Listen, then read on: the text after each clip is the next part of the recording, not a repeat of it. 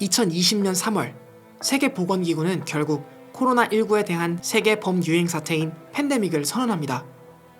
이제는 일상에서 쉽게 들을 수 있는 용어인 팬데믹은 사람들이 면역력을 가지고 있지 않은 병원체가 걷잡을 수 없이 빠른 속도로 확산되어가는 현상을 말하는데, 그 대표적인 예시로는 과거 유럽에서 악명을 떨쳤던 패스트, 1900년대 초반 전 세계인의 역사에 기록되어 있는 스페인 독감 등이 있는데, 코로나19가 이들의 반열에 새롭게 등장하게 된 것입니다. 우리나라도 세계 범유행 사태의 예외는 아니었습니다.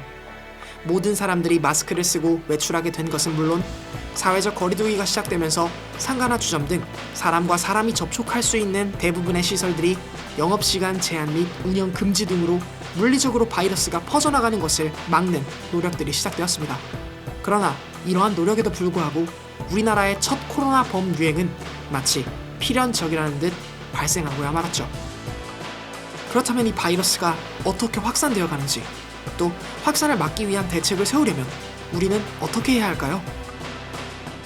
여러분도 잘 아시다시피 사람을 숙주로 퍼져나가는 바이러스의 특성상 이미 감염된 환자, 즉 확진자가 다녀갔던 동선을 추적하는 것이 가장 효율적이고 빠른 방법일 것입니다. 하지만 처음 확산세가 급격하게 퍼져나가기 시작하면서 대량의 확진자가 발생함에 따라 확진자의 동선을 추적하는 일은 큰 난항을 겪게 되어버리는데, 이때 등장한 것이 바로 스마트시티 데이터 허브를 활용하여 등장한 시스템인 코로나19 역학조사 지원 시스템입니다. 코로나19 역학조사 지원 시스템이라고 하는 게 저희가 팬데믹 사태 이후로 동선을 추적해서 다른 사람들이 그 동선에 겹치지 않도록 피할 수 있게 만들어주는 하나의 방역 시스템 중에 하나잖아요.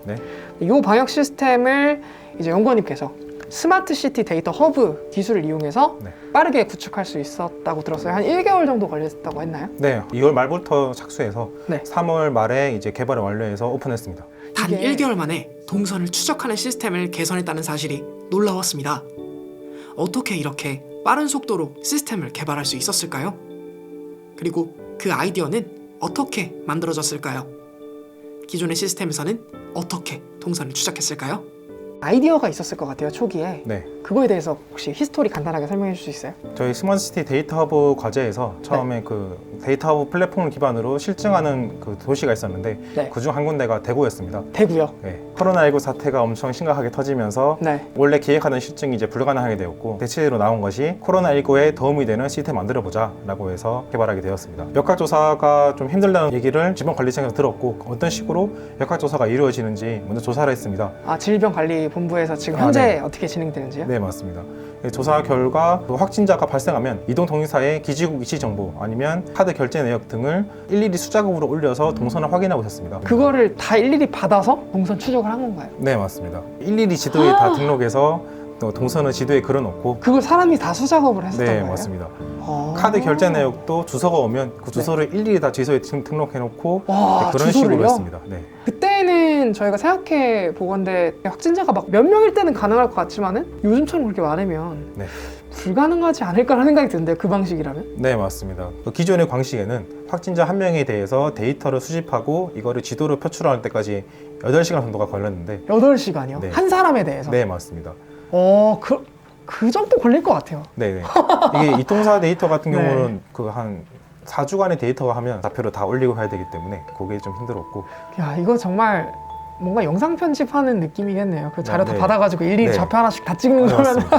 수집한 것도 공문도 경찰청에 보냈다가 경찰청에 승인이 했다고 공문이 다시 오면 그 공문 기반으로 다시 이통사에 보내는, 이렇게 엄청 공문 릴레이가 있어야 되기 때문에 수집과 분석 둘 다 모두 오래 걸렸는데 시스템을 이용해서 그 수집과 분석 다 해서 10분 내로 할 수 있도록 그렇게 좀 계산했습니다. 역학조사관님들은 연구원님한테 감사해야겠네요. 일을 한참 줄여드는 거 아닌가요? 네, 맞습니다. 기존의 기지국 데이터와 카드 사용처를 일일이 분석하는 데 드는 시간과 인력을 대폭 완화하여 일일 확진자가 1000명이 넘는 상황에도 동선을 효과적이고 효율적으로 분석할 수 있도록 코로나19 역학조사 지원 시스템은 만들어 주었습니다. 지금 현재 이제 개발하신 이 시스템은 기존 대비 어떤 장점이 있나요? 일단 데이터 수집 방식이 기존보다 훨씬 간소화됐습니다. 시스템을 통해서 전자결제로 대체할 수 있게 그 관련 기관들의 인정을 받아서 간소화시켰고요. 데이터 올리는 것도 그렇고 받는 것도 그렇고 관리도 안 되고 그다음에 시간도 오래 걸렸는데 그거를 시스템으로 일원화시켰기 때문에 클릭만 하면 바로 올라가고 그리고 올라간 거를 이제 즉각적으로 좀 지도에 바로 보여줘서 역학조사관이 별도의 수작업 없이 버튼 클릭만 하면 바로 동선 수집하고 지도에서 볼 수 있도록 그렇게 좀 개발했습니다. 그런데 궁금합니다. 기존의 확진자 동선 추적 방법에서 왜 그렇게 번거로운 공문이 오가는 과정이 필요했던 걸까요? 조금 궁금한 게 기존에 공문으로 했다고 했잖아요. 네. 공문으로 한 이유가 있을까요? 이게? 이동통신사의 기지국 데이터는 경찰청장의 승인을 받아야 되기 때문에 그렇구나. 예, 그래서 공문으로 했고 카드 네. 결제 내역도 마찬가지로 공문으로 신청이 되어 있습니다. 예, 그래서 그 기존에 그렇게 되어 있던 거를 승인 절차가 있기 때문에 그 공문으로 했던 거고요. 그렇다면 이제 어떻게 이러한 복잡한 절차를 간소화할 수 있었을까요? 가장 적극적으로 이제 국토부에서 추진을 적극적으로 해주셨고요. 국토부에서 질병관리청에 그 협조를 먼저 구했고 네. 카드사라든가 이제 이동통신사 이쪽은 이제 민간 기관이기 때문에 굉장히 협의가 좀 까다로울 수 있었는데 추진을 좀 많이 해주신 덕분에 굉장히 빨리 한 달 내에 그 개발을 완료할 수 있었고요. 그런데 문득 궁금했습니다. 기존에는 이동통신사 기지국 데이터와 카드사 정보 등을 문서화된 공문으로 받아서 직접 지도에 표시하는 방식이었다고 하였는데 새로운 시스템인 코로나19 역학조사 지원 시스템에 수집되는 데이터는 무엇이고 이것으로 어떻게 확진자의 동선을 파악할 수 있는 걸까요? 두 데이터에 차이가 있을까요? 그렇다면 이제 좀 본격적으로 기술에 대해서 좀 얘기를 해볼 건데 기존에는 이제 공문으로 위치가 오거나 주소가 오거나 네. 이런 식으로 해서 찍었다면 네. 이제는 좀 형태가 다를 것 같아요. 어떤 정보인가요? 이동통신사의 경우에는 이제 기지국 기반으로 위치 데이터가 오는데 이게 기존에는 정제가 되지 않은 데이터 지금은 이제 그 데이터를 받아서 저희가 분석 모듈로 정제를 한 다음에 튀는 데이터라든가 중복된 데이터 그런 걸 제거하고 제공하게 됩니다. 공통적으로는 위치와 시간을 파악하는 정보라는 점, 차이점은 공문으로 한 번 정제되어 여러 승인 과정을 거쳐야만 전달되는 정보에서 로우 형태로 수집되는 정보를 시스템이 자동으로 정리하고 분류해서 활용할 수 있도록 변경된 것에 속도의 차이가 현격하게 나타날 수 있다는 것을 예상해 볼 수 있었습니다. 그리고 이 속도의 차이가 가능할 수 있었던 원천 기술에 우리가 지속적으로 연구 그리고 개발하고 있었던 기술인 스마트시티 데이터 허브가 있었습니다. 이것은 무엇이며 왜 이 기술을 활용해서 코로나19 역학조사 지원 시스템을 개발했던 걸까요?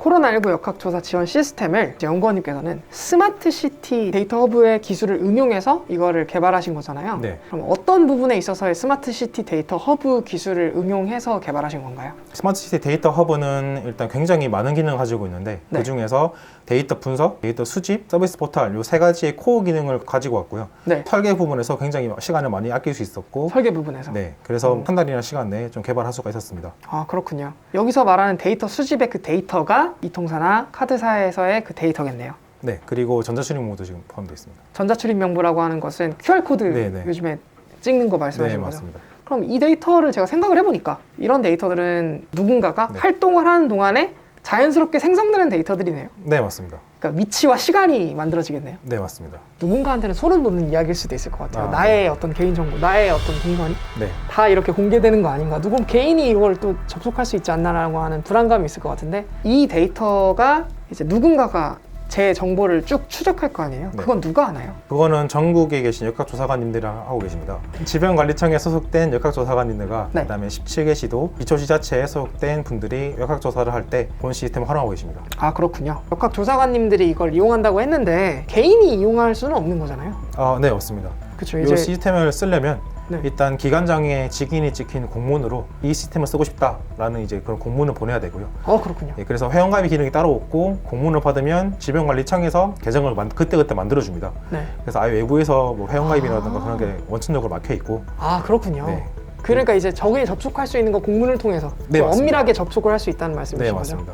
보안에 있어서는 네. 확실하게 보안이 되고 있다라는 말씀이신 거죠? 네, OTP로 이용해서 이제 VPN 쪽에 로그인하고 웹페이지도 로그인, 이중 로그인이 돼 있어서 보안 쪽에는 좀 철저하게 저희가 대비를 하고 있습니다. 그렇다면 왜 하필 스마트시티의 데이터 허브 플랫폼을 활용했던 걸까요? 역학조사 지원 시스템이 스마트시티의 데이터 허브 플랫폼을 그대로 착용하고 있기 때문에 이전에 확진자가 적을 때뿐만 아니라 1확진자가 1000명 이상 늘어났을 때 엄청나게 많은 데이터가 쏟아져 들어왔는데 그럼에도 불구하고 엄청나게 많은 대량의 데이터가 들어왔을 때 이걸 어떻게 효율적으로 처리하느냐 네. 그게 이제 데이터 허브의 핵심인데 데이터 허브 플랫폼의 구조를 차용해서 분석이라든지 수집이라든지 굉장히 많은 데이터가 와도 그거를 잘 처리할 수 있었다고 생각하고 있습니다.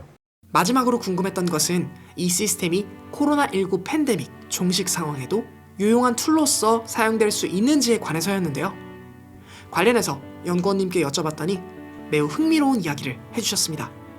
코로나19라고 하는 특수한 상황에 놓여 있기 때문에 이 역학조사 시스템을 유용하게 사용하고 있지만 팬데믹이 언젠가는 종식이 되고 그 이후에는 이 역학조사 시스템은 이제 오퍼레이팅이 안 될 수도 있는 시스템이잖아요. 네. 그런데 이거를 혹시 그 이후에도 저희가 응용할 수 있는 그런 사례가 있을까요? 일단 이 시스템은 그 사람이 감염의 매개체로 적용되는 감염병이라면 네. 전부 다 적용할 수 있기 때문에 좀 확장성은 가지고 있고요.